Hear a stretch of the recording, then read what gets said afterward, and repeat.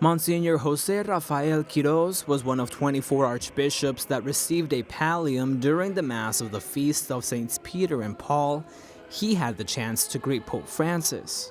La primera sorpresa, digámoslo. The first surprise, so to speak, that I take away is knowing that the Holy Father would come out and greet us just minutes later. He greeted us very courteously, and of course, we didn't have a lot of time to talk, but I did express my great joy to be with him. The second surprise came when he saw how close he was sitting to Pope Francis during Mass.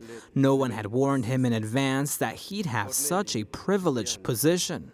En primer lugar, con celebrar con el Santo Padre. First off, to concelebrate with the Holy Father is an immense joy, but to be able to be at a papal altar next to him and to live out that experience, this will mark me for the rest of my life. Cheer up, go on, and always walk forward, Pope Francis told them during their brief greeting. Monsignor Quiroz sees these words as having a direct appeal to Latin America and especially to the current situation in Costa Rica. The new Costa Rican government is analyzing the possibility of changing its status from a confessional to a secular state. Monsignor Quiroz doesn't view it as a threat, but rather a challenge.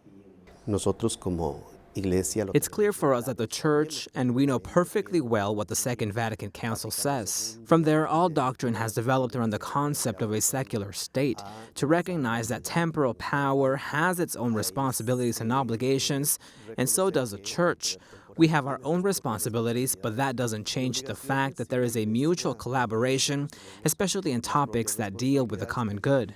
Jose Rafael Quiroz visited the Vatican with his fellow Costa Rican Floribeth Mora during the canonizations of John Paul II and John XXIII. That was the first time he spoke to Pope Francis. On both occasions, he invited him to visit Costa Rica.